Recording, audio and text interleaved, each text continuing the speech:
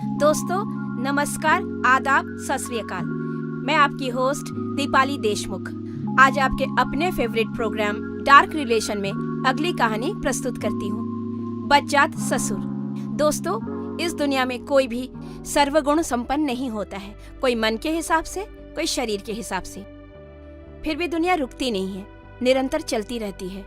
जैसे कि हमारा ये प्रोग्राम डार्क रिलेशन के प्यार और सहयोग से निरंतर बढ़ता जा रहा है, चलता जा रहा है। ऐसी एक अनोखी कहानी आज मैं आपको प्रस्तुत करने वाली हूँ, बच्चात ससुर। दोस्तों, जीवन में शारीरिक बीमारियां होना कोई अभिशाप नहीं है, लेकिन उसे छिपाना या उससे शर्माना ये आपकी जिंदगी के साथ खिलवाड़ कर सकता है। यही संदेश देती है हमारी आज की ये कहानी, बच्चात ससुर। ये कहानी है सुनील जी की, जो कि एक नपुंसक है।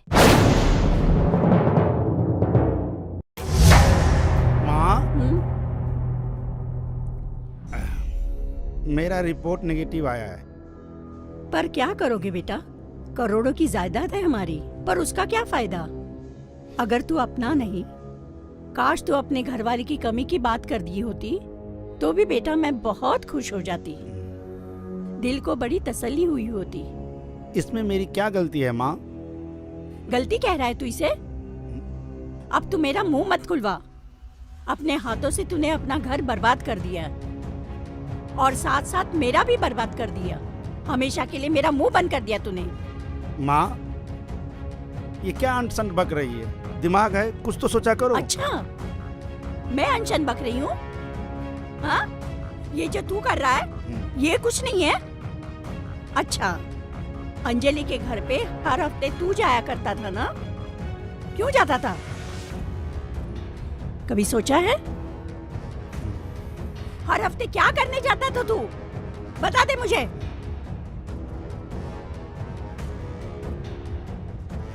अगर तू नहीं गया होता ना तो आज मुझे ये दिन नहीं देखना पड़ता। इसमें सोचना क्या है? मैं बीमार था माँ, ट्रीटमेंट चल रहा था मेरा। पर तू उस बीमारी को बता सकता था ना किसी को भी। उन्होंने ही तुझे मर्द से नाम मर्द बदमा दिया। तो इसका मतलब ये हुआ वो सब कुछ झूठ है? उनकी लाडली ने भी तो उठाया होगा। खैर, अब ये बता, तू रिपोर्ट का क्या करेगा? किसे कहेगा?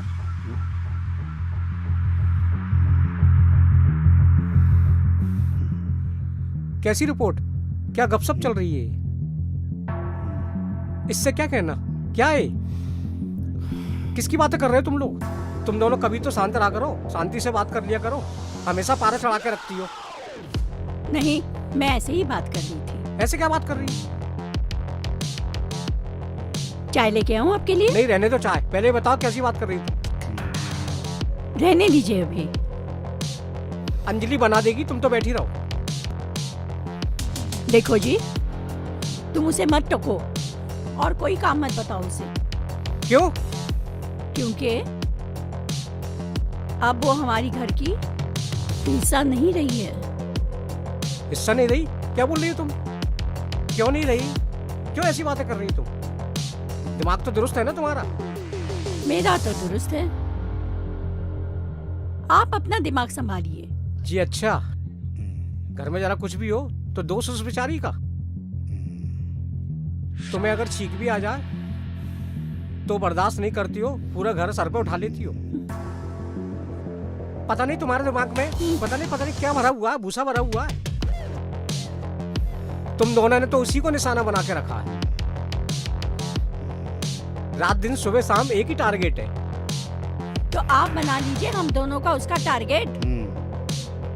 निकालो अपने मन की भड़ास। ना फिर सुनना, ना फिर गिनना। आपको तो पागलपन है उससे हमदर्दी का। तुम ही बताओ कुछ। क्या बात है गुल छड़ी का, जो गुत्थी तुम सुलझा नहीं पा रही हो? ओ पापा, अंजलि। अंजलि? क्या हुआ अंजलि को? पापा, अंजलि कभी माँ नहीं बन सकती है। कारण? कारण ये है पापा मेरी रिपोर्ट आई है नेगेटिव और मेरी शुक्राणु नील है। वाह बेटा वाह, संभालने का सबूत खुद को नहीं और जुल्फों की खता। कहाँ है अंजलि? वो अपने रूम में है। होगी अपने आप में गुस्से में ही। शुक्र मना रही होगी। तुम बैठे रहो ऐसे ही। गोद भराई से पीछा छूटा उसका। हम जा रहे हैं नंदा के घर पे। और सुनो, आने में देर हो जाएगी। अपने लाडली नसीबों वाले से खाना गरम करके खा लेना। ए सुमित, चल उठ।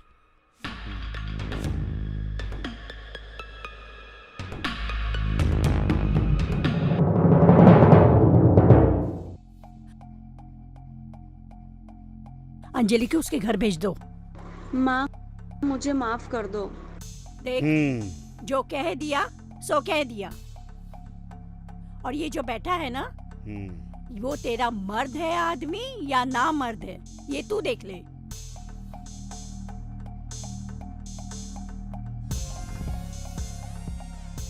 माँ, मेरे पिताजी अपंग है। भाई टीबी की बीमारी से मर गया। गलती आपकी नहीं, हमारी किस्मत की है। न जाने कौन सी खूबी देखी। मेरी माँ ने क्या देखा जो इतना रीच गई आपके लड़के पे। बस लड़का देखा। ए, किससे जुबान लड़ाते? जुबान संभाल के बात कर तू। हमें सुनाती है तू? हमें क्या सुना रही है? सही कह रही है ना। अपने माँ से जाके पूछ। लड़का देखने के बाद अपने हाथों से कुछ और भी टटोल कर देख लिया होता। माँ जी, आप भी एक बेटी की माँ है। आपने भी उसकी शादी की है, तो क्या आपने भी लड़के देखने के बाद अपने दामाद का टटोल कर देखा था क्या? कि नहीं?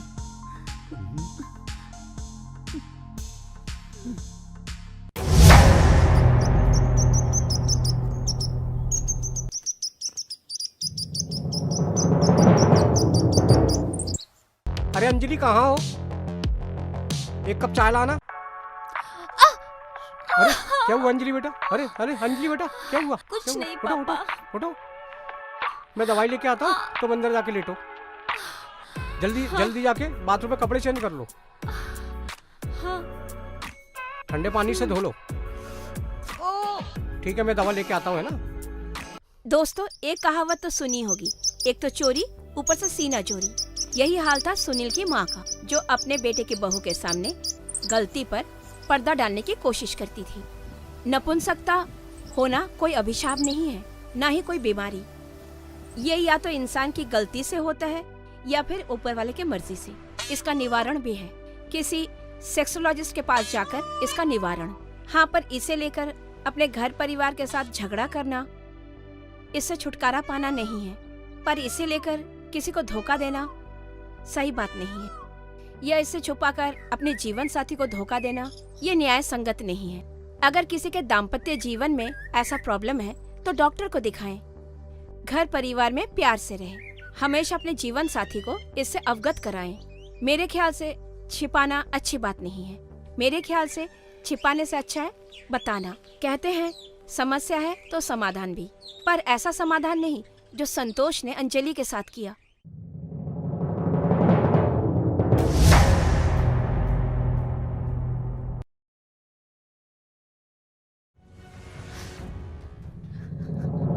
संतोष महाजन ने अंजलि के साथ सिर्फ बलात्कार नहीं किया, बल्कि उस रिश्ते को तार तार भी कर दिया, जिसे हमारे समाज में एक श्रेष्ठ और पवित्र रिश्ते के नाते देखा जाता है। ऐसे संकीर्ण मानसिकता वाले का हमारे समाज में कोई जगह नहीं है। ऐसे लोगों ने ही ऐसे अपराधों को जन्म दिया है, जो रिश्तों को भूलकर सिर्फ जिस्मों को ध्यान देते हैं। ऐसे लोगों के लिए हमारे संविधान में एक प्रावधान है। इसके लिए उठानी पड़ती है आवाज, और वो सबसे पहले आवाज होती है उसकी जिसके साथ ये घिनौना अपराध हुआ है।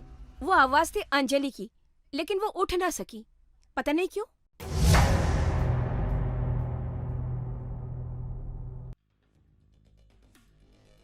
माँ, मैं अपना दोस्त डॉक्टर योगेश से बात कर ली है।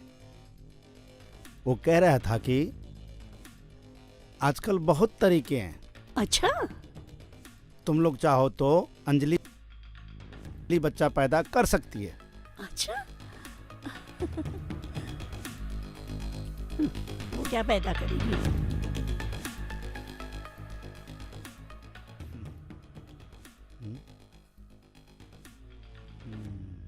तुझे तो उससे बच्चा पैदा करवाना ही है ना? हम्म। तुझे उससे बच्चा पैदा ही क्यों करवाना है?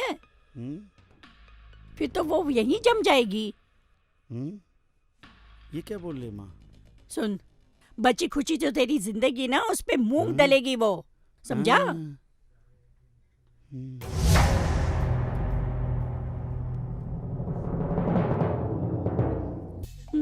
आ गई। क्यों गुमसुम बैठे हो? ये बैग रख देता हूँ उधर। जब तुझे आना ही था तो तू गई थी क्यों? दया, क्या है बदतमीजी? मैं लेके आया हूँ ना उसको। ये तो आना ही नहीं चाहती थी, मैं जबरदस्ती लेके आया हूँ उसको। करमजली का दिमाग तो देखो, 7वें आसमान पर। महारानी बना रहे उसे। सुनिए जी, या तो इस घर में ये रहेगी या मैं रहूंगी। दया, बात को ज्यादा मत बढ़ाओ। न मैंने तुम्हें खरीदा था, न मैंने इसे खरीदा है। जितना इस घर पे तुम्हारा ही हक है, उतना ही इसका भी हक है। तो ठीक है, सारा हक तुम इसे ही दे दो। नाचो, इसे सर पे उठा के नाचो। ठीक है, मैं तो तुम्हारे आगे हाथ जोड़ती हूँ। तुमने तो मेरी इज्जत बहुत बढ़ा दी इस कलमुही के सामने। अब इस घर में ये रहेगी या तो मैं रहूंगी। और तुम है ना, रहो अपने बहू के साथ और मुझे आजादी दे दो। ए, क्या सोच रहा है? चल मेरे साथ, चल। चलो।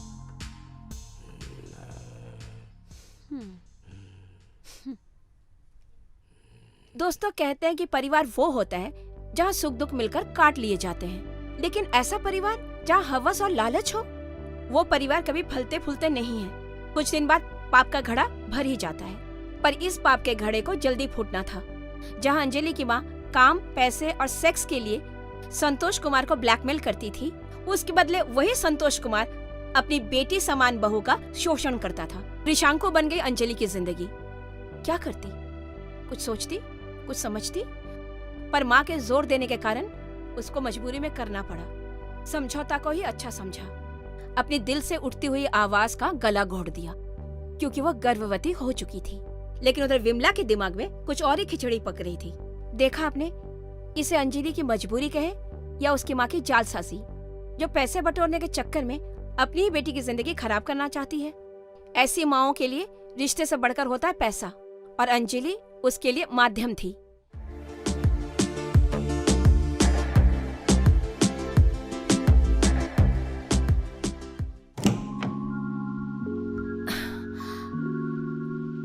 हाय, कैसे हो मेरी जान? अरे समझन जी, सुबह सुबह अचानक? हाँ, अचानक आ गई। आओ बैठो। क्या करूं, रात भर नींद नहीं आती है। अच्छा, हाथों में बहुत खुजली हो रही थी। अरे 1 हफ्ते पहले तो पैसे लेके गई थी तुम। मेरा बहुत छोटा बिजनेस है, जो कमाई होता है तुमको दे देता हूँ। बस दुकान के किराए से मेरा और अंजलि का गुजारा खर्चा चल रहा है। अच्छा, आग इधर भी लगी है। अरे बाप रे। नहीं, मैं बहुत परेशान हूँ। आज सुबह से अंजलि दरवाजा नहीं खोल रही। हाय भगवान, उसने कुछ उल्टा सीधा तो नहीं कर दिया? भाई कुछ समझ में नहीं आ रहा। हाँ, चलो देखते हैं। अंजलि, अंजलि, अंजलि दरवाजा खोलो। अंजलि बेटा, अंजलि, अंजलि बेटा दरवाजा खोलो। दरवाजा खोलो बेटा। अंजलि, अंजलि अंजलि अंजलि। सुबह से नहीं खोल रही क्या है, हो पता गया? नहीं क्या हो गया। अंजलि ने आत्महत्या कर ली, पर ये इन समस्याओं का हल नहीं है। लेकिन जब इंसान टूट जाता है तो उसके सामने कोई और रास्ता दिखाई नहीं देता है। पर यह गलत है।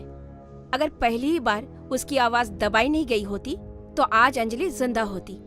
अंजलि को समस्याओं से छुटकारा पाने का एक यही तरीका सही लगा।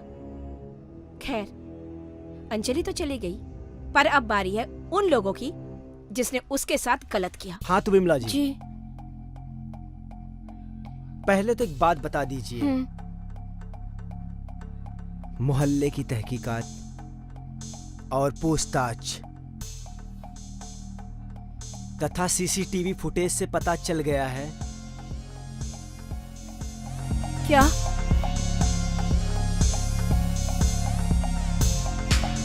यही कुछ 3 महीने से आप अंजलि के ससुराल क्यों बहुत आ जा रही थी? मेरी बेटी का ससुराल है। अरे वो तो हमें भी पता है। पिछले 3 महीने से दया जी भी नहीं आई। देखिए, वैसे संतोष जी ने आपके बारे में सब कुछ बता दिया है। सारे बयान आपके खिलाफ है। क्यों बुढ़ापे में जेल में चक्की पीसना चाहती हो? अगर तुम हमें सब बुढ़ापे में सच बताओगी तो मैं तुम्हें जेल जाने से बचा सकता हूं।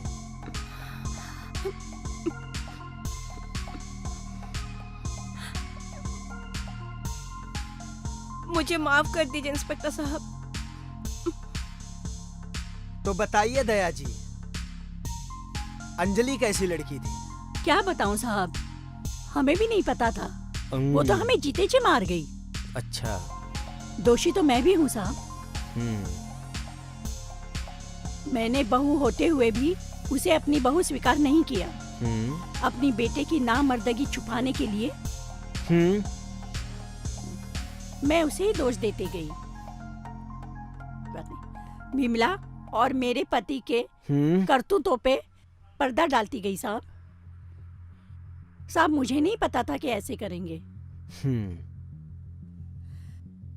जब नाटक खत्म होता है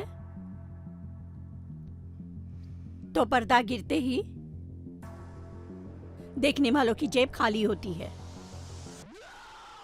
और दिखाने वाले माला माल हो जाते हैं। पर मैं अपने लालच में कहीं की भी नहीं रही साहब। अच्छा अच्छा, तो चलो अब तुम भी हवालात में चक्की पीसोगी। हाँ, अंजलि कैसी लड़की थी? अंजलि अच्छी थी सर, पर मैं अपनी माँ के कहे पे चलता रहा। हमेशा माँ की बातों में चलता रहा। ओके। इनफैक्ट वो तो हंसती खेलती थी। वो इतना गंभीर कैसे हो गई मुझे मालूम ही नहीं। अगर तुम नामर्द थे तो वो गर्भवती कैसी हुई? क्या? अच्छा संतोष जी, ये बताइए अंजलि कैसी लड़की थी? आपका उसके साथ क्या रिलेशन था?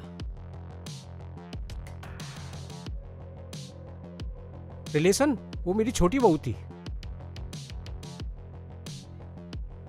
अंजलि जब घर में आई थी, शादी के 3 साल बाद पता चला सुनील नपुंसक है, वो कुछ नहीं कर सकता। मुझे अपने बेटे के खानदान की चिंता थी सर, इज्जत का ख्याल रखना था। अंजलि भी बुझी बुझी सी रहती थी। मेरी पत्नी दया मुझसे नफरत करने लगी थी। दया उसे घर में नहीं रखना चाहती थी, मगर मेरी जिद के कारण वो घर में आई थी। पर एक बार मेरा ईमान डगमगा गया। ईमान डगमगा गया था।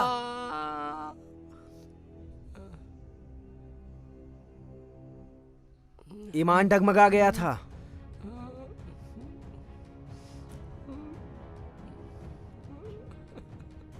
उसके सिर पे रिश्तों की मर्यादा का बोझ डालने से पहले तुम्हें मर जाना चाहिए था संतोष।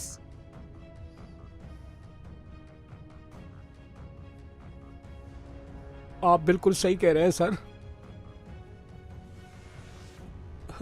वो रिश्ते की बोझ को सहन नहीं कर सकी, तभी तो चली गई दुनिया से। मैं पाप करके भी जिंदा हूं। सब उजड़ गया, सब बर्बाद हो गया। घर परिवार रिश्ते नाते सब उजड़ गया, कुछ भी नहीं बचा। वो काम हम पूरा करेंगे संतोष, ताकि कोई भी आगे रिश्तों की कमजोर ना कर सके। अंजलि जैसी और किसी लड़की से कुछ कह भी ना सके, उसका शोषण ना कर सके। तो देखा दोस्तों, आखिरकार सत्य की जीत हुई, लेकिन इस जीत में अंजलि को अपने प्राणों की आहुति देनी पड़ी। इंस्पेक्टर की सूझबूझ की वजह से अपराधियों को सलाखों के पीछे जाना पड़ा। संतोष और विमला अभी भी जेल में हैं और आशा करते हैं कि हमारा न्यायालय सही न्याय करके उन्हें कठोर से कठोर सजा दे। आशा करते हैं कि आज का ये एपिसोड आपको पसंद आया होगा। आप लोगों के घर पे भी कोई समस्या हो तो उसका डट के सामना कीजिए। समस्या है तो समाधान भी। आप स्वस्थ रहिए, मस्त रहिए। मैं आपसे विदा लेती हूँ और आपसे मिलती हूँ एक अगली नई कहानी के साथ। तब तक जय हिंद।